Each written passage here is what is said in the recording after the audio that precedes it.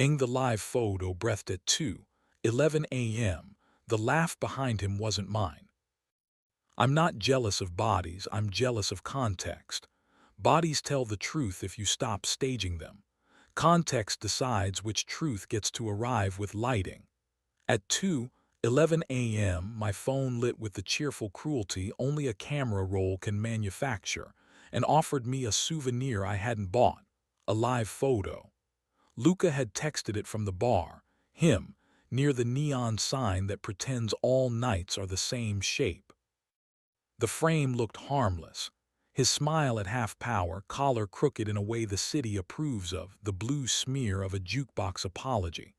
But I pressed the picture the way you'd press a bruise to check if it still belongs to you, and the image breathed, that short automatic inhale Apple thinks is kindness. In the half-second of life the photo stored, someone laughed right behind him, low, close, familiar. Not my laugh. Someone said, "You're safe," like a promise with hands. Luca had texted earlier, 10:46, "Bored, wants one more drink. Don't wait up." He's good at the offstage parts, the show you run for donors, the posture you rent for a check. At 7:05 I filmed the coffee because ritual is cheaper than religion and better at punctuality. I captioned it here. He reacted with the thumbs up he saves for nights that intend to rename themselves. The live photo didn't rename anything. It confessed in microseconds. The apartment practiced its con, radiator as amateur chorus, hallway mirror pretending to be a window into an easier story. I boiled water because water doesn't audition, it commits to heat and lets time earn its keep. The kettle sang the note that keeps my hands behaving. I held the phone again, pressed the image again. The laugh was the same. The voice said, "You're safe." I tried to make the syllables belong to some other man's grammar. They didn't. At 3:08, the lock cleared its throat. Luca came in with his shoes hooked by two fingers like witnesses too tired to lie, jacket over his shoulder, shirt unbuttoned a little too high or a little too low depending on what you needed to believe. He kissed the air near my cheek, our administrative truce, and saw the phone glowing on the counter, looping the half-second like a merry-go-round that forgot to age. "You're up," he said, as if etiquette had mailed me a warning. "The photo breathed," I said. "It practiced being true, and I don't own the laugh that wanted to be a pillow behind you." His pupils did the clock thing, dilated like a minute could be bought. He put the shoes down as if they were small boats returning to a harbor they'd slandered. Then he placed both palms on the table the way our therapist taught us when we needed to give words somewhere to land. The gesture is either dignity or triage. "Which question?" he asked. "Why or who?" "Why," I said, "because Matt, my emergency adult, kicks me under imaginary tables when I lead with names. If I start with who, the 0.5 seconds right are minutes." He looked at the patch of wall where the paint keeps wanting to retire without ceremony.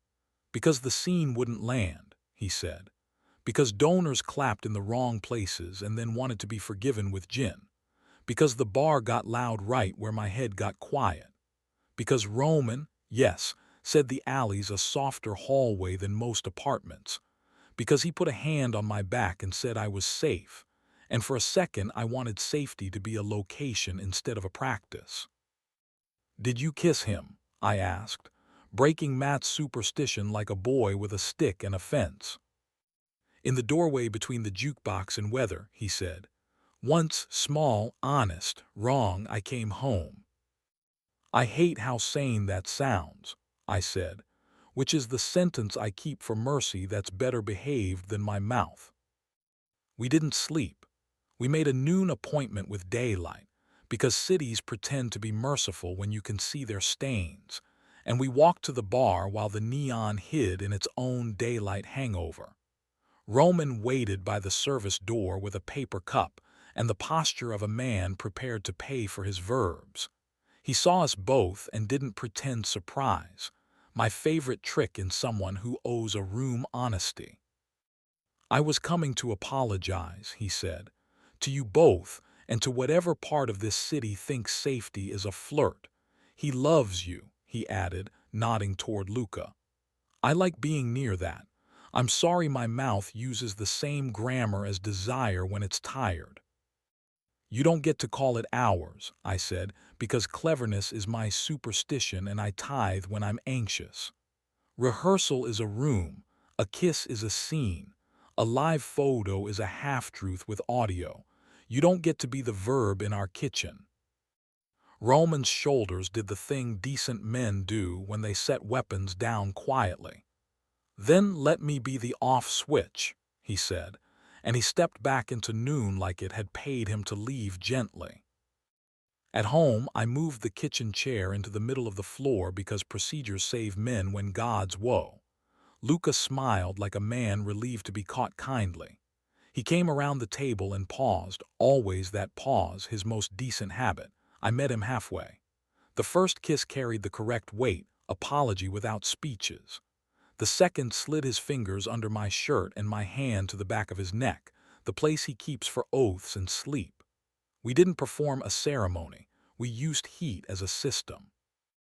If I could draw you the rest without getting evicted by a platform that prefers virtue louder than accuracy, I would.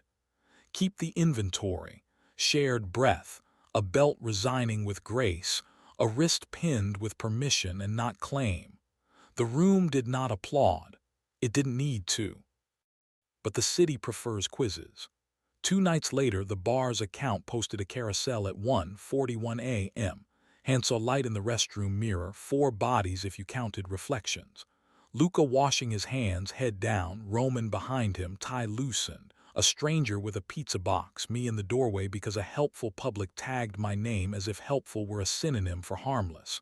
The caption said, "Boys being brave." Comments did what comments do. I typed nothing. I set the phone face down.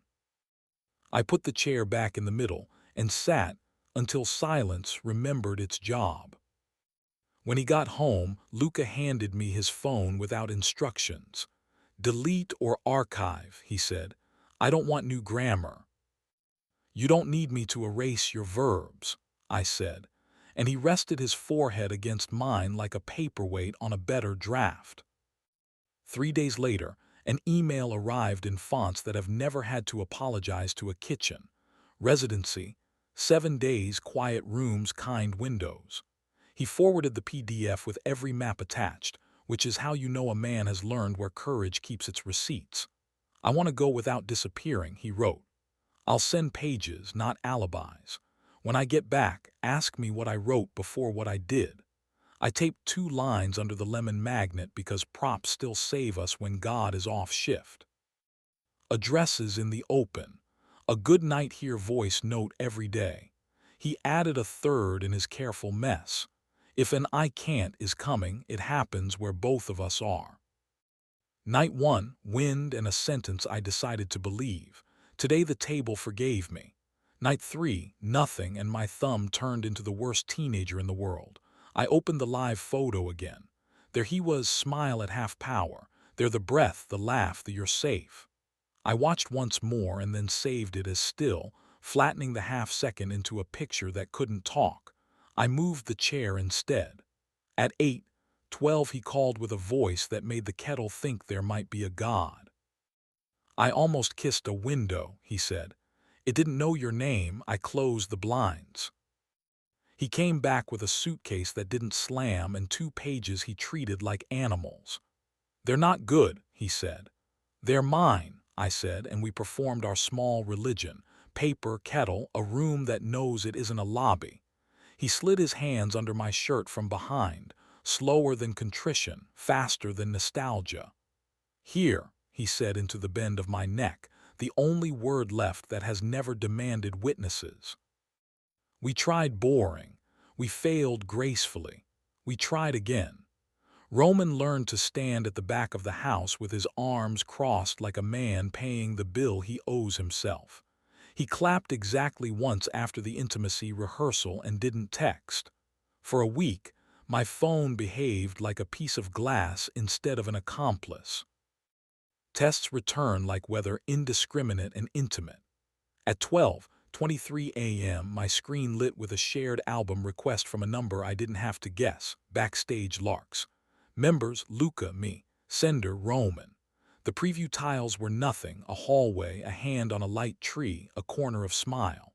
One was a live photo, the little circle mocking me with its promise to breathe. I let my eyes commit the smallest treason and then tapped decline, as if declining were a muscle you could train. The next afternoon, Luca found me by the sink and set his palm flat on the counter the way you keep paper from curling. He thinks transparency is penance, he said. I think breakfast should be an achievable ritual. Keep breakfast, I said. Return penance. We invited 2 friends and the habit of normalcy to dinner. After dishes, Luca set a 3-minute timer, the micro-ritual Matt prescribes. Speak until the beep, don't interrupt, answer as if time were expensive. We spent the minutes like men who understand credit and gravity. When the oven exhaled, he stepped closer and asked, not with spectacle but with grammar, if he could touch me. I said yes. I won't choreograph the rest. Algorithms get nervous around accuracy. Keep the arithmetic. 2 bodies that kept their nouns. A breath we shared because we asked. A door that knew the difference between greeting and granting.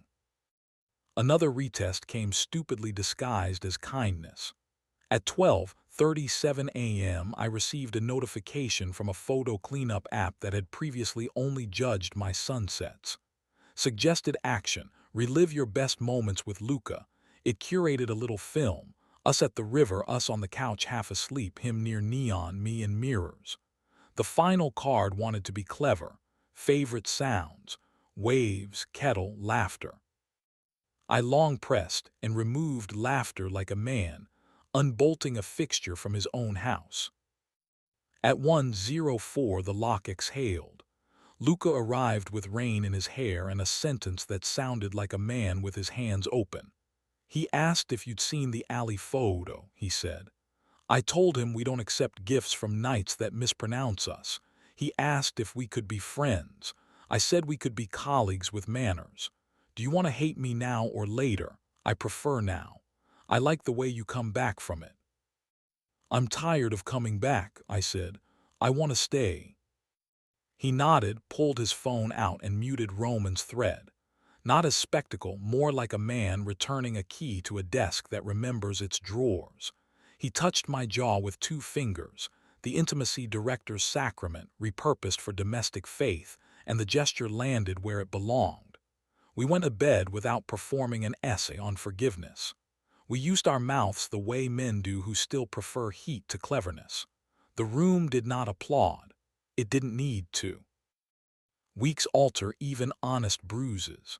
The bar learned to put away its cameras early. The city kept making rooms that wanted to pronounce us. I kept the kettle and the chair we move when words try to riot.